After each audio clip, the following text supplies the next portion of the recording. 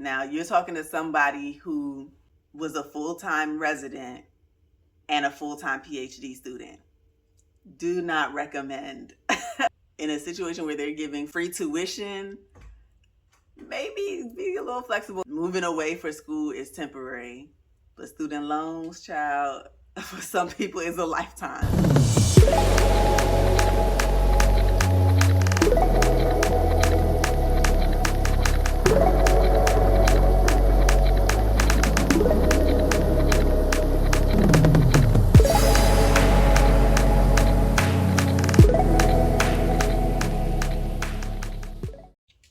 Hey boo, this is Dr. Amwa, and today we're going to be talking about ways that you can fund your graduate education.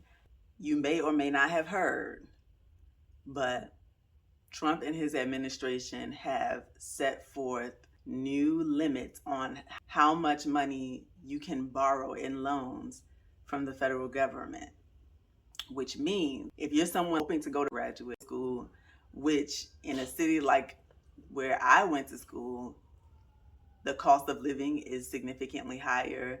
The tuition is higher because it's a private institution, on top of many other things. This means that there's a lot of additional funds that you may have to come out of pocket or find another way to finance your education. I thought it would be useful to find ways to supplement your student loans should that be something that you're in need of. Let's get right into the list. Number one on the list is try looking for tuition-free schools. For example, some years back, NYU's medical school announced that they would be offering free tuition for their students moving forward. Even if you're trying to pursue a degree that's as expensive as a medical degree, there are schools that will offer free tuition. Definitely take some time out to do a search online and see which schools could potentially be offering free tuition for the program that you're interested in. Tuition-free school will obviously allow you a lot more financial flexibility because you're not spending thousands and thousands, and in some cases hundreds of thousands of dollars on tuition. That will allow you to utilize whatever other funds that you have to invest or to pay for other expenses that you may have outside of tuition, etc. So if it were me, that'd be the first thing I'm looking up. Now, that being said, a school offering free tuition is going to be competitive. Everybody's going to be wanting to get that free money. Really do your due diligence. If there are certain things holding you back, for example, you want to stay in a particular geographic location, that's all fine and well, but I mean, in a situation where they're giving free money, free tuition, maybe be a little flexible on your thoughts. Moving away for school is temporary, but student loans, child, for some people is a lifetime. Kind of related to number one.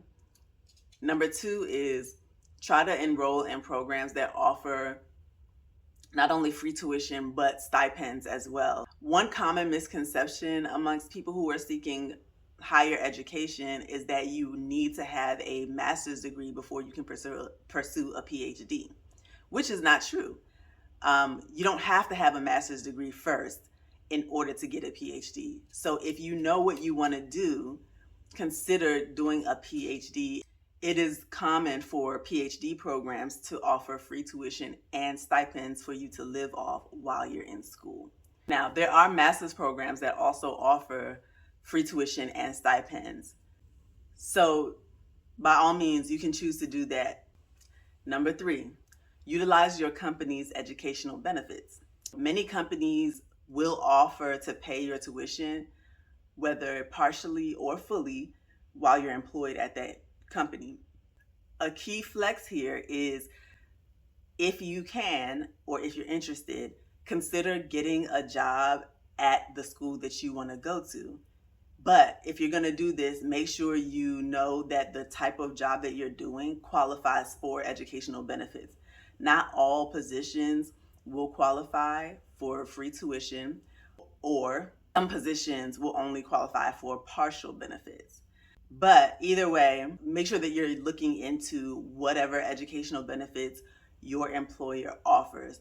This is a great way to build a relationship with that institution. So if you're working at a university or college, a lot of times they will look favorably upon that. And when you submit your application, they're like, oh yeah, that person is from our institution. This could potentially work in your favor in terms of admission. It gives you the comfort that you already are familiar with that institution.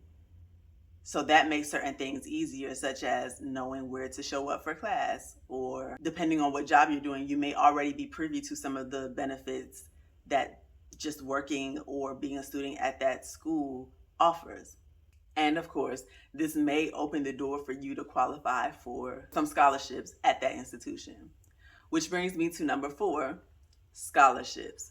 So this is no new thing, but you would be surprised how many scholarships you may qualify for that you don't even know about. Really take some time to go through and look and see what scholarships are available to you. Scholarships, grants, whatever you want to call it. Depending on what field you're in, consider joining organizations that are specific to your field. A lot of times these organizations will offer scholarships or grants that you can apply for as a member of that organization. Outside of organizational awards, different companies will offer scholarships, different schools will offer you scholarships. If you're not taking the time to look for these scholarships, you may not know that they exist, and hence you won't be able to apply and potentially win them. Now, unless you make a full-time job out of applying for scholarships, this is not going to pay your whole tuition 9 times out of 10.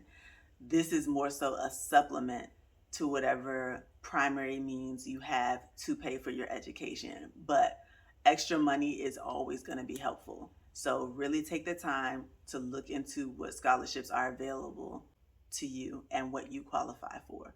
And number 5, which is the last point for this video, is consider working and going to school part-time.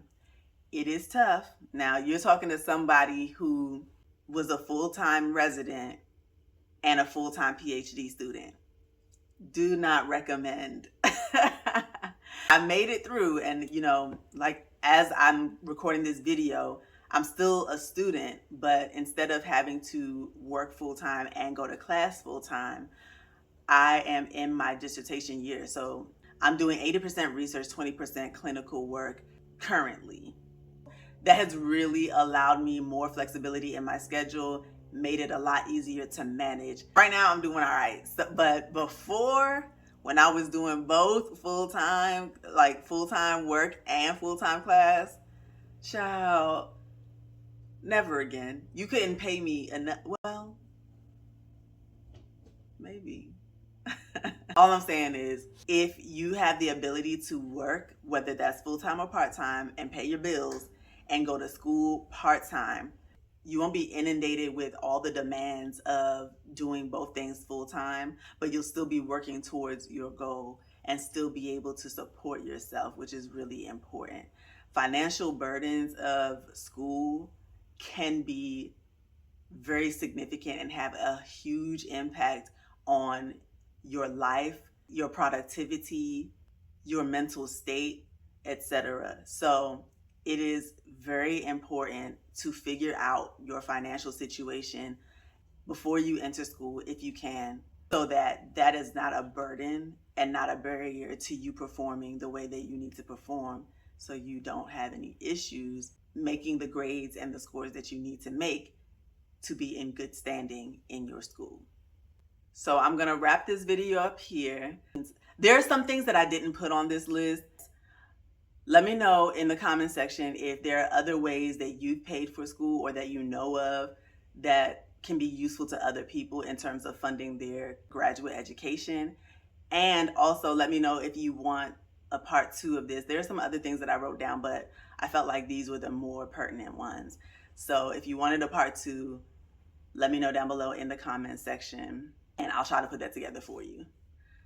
Good luck, my beautiful people.